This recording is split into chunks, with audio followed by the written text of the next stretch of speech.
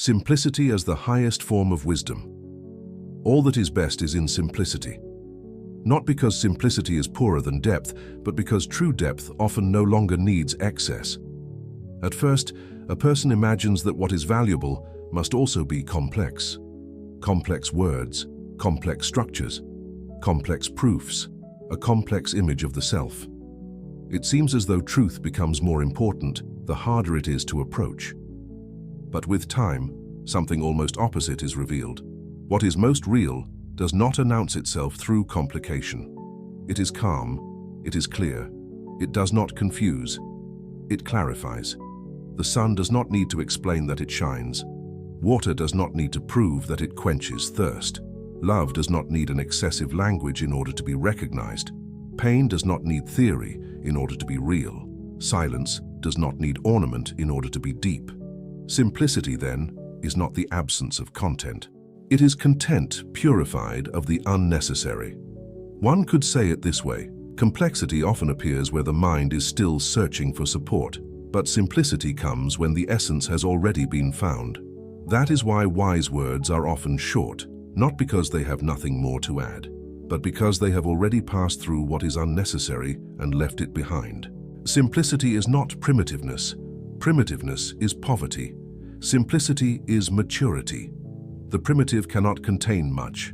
The simple, on the contrary, may contain infinitely much, but without noise. One real word may be deeper than an entire book. One honest glance may be stronger than a long conversation.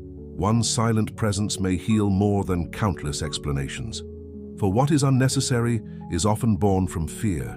We complicate when we are uncertain. We decorate when we fear emptiness. We speak too much when we fear we will not be felt. We construct a complex image of ourselves when we do not know how simply to be. But simplicity requires courage, because in simplicity there is nowhere left to hide. When a person speaks simply, it becomes clear whether there is truth in their words. When a person lives simply, it becomes clear what truly sustains them. When a person loves simply, it becomes clear whether the love is real.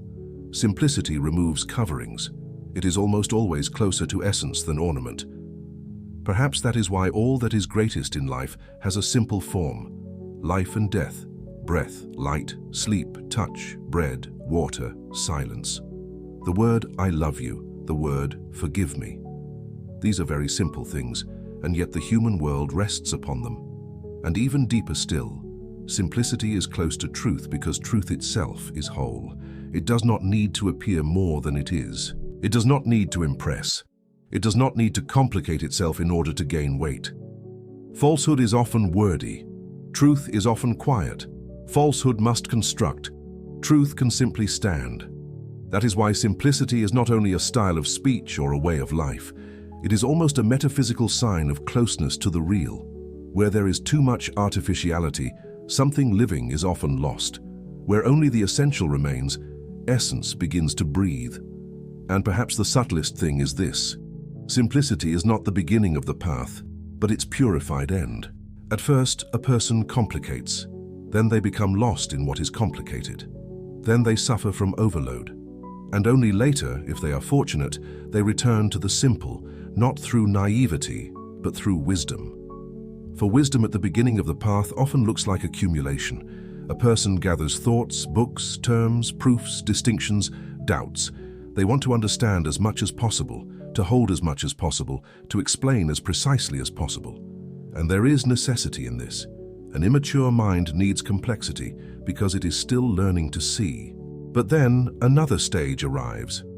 A person suddenly notices that knowledge does not yet mean clarity. One may read hundreds of books and still remain inwardly confused.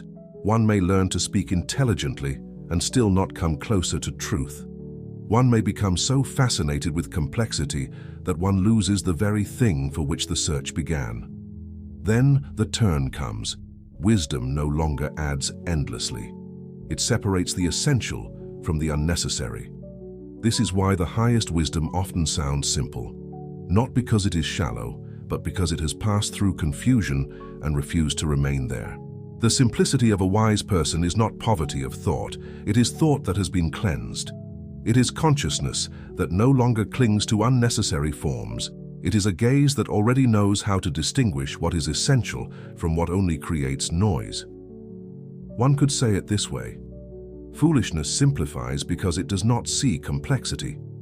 The intellect complicates because it has encountered complexity for the first time. Wisdom simplifies again because it has passed through complexity and seen the essence.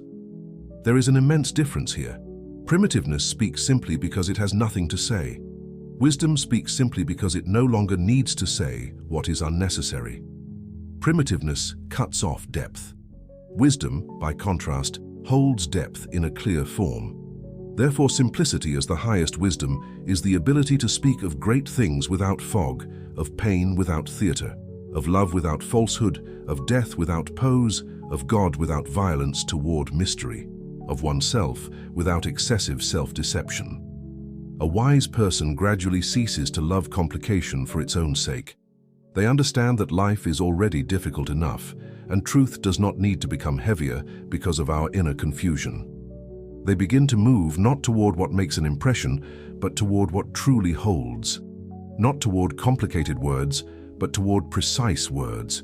Not toward endless explanations, but toward one true understanding. Not toward a wealth of images, but toward living presence. In this sense, simplicity is almost a sign of inner freedom. As long as a person depends on impression, they complicate.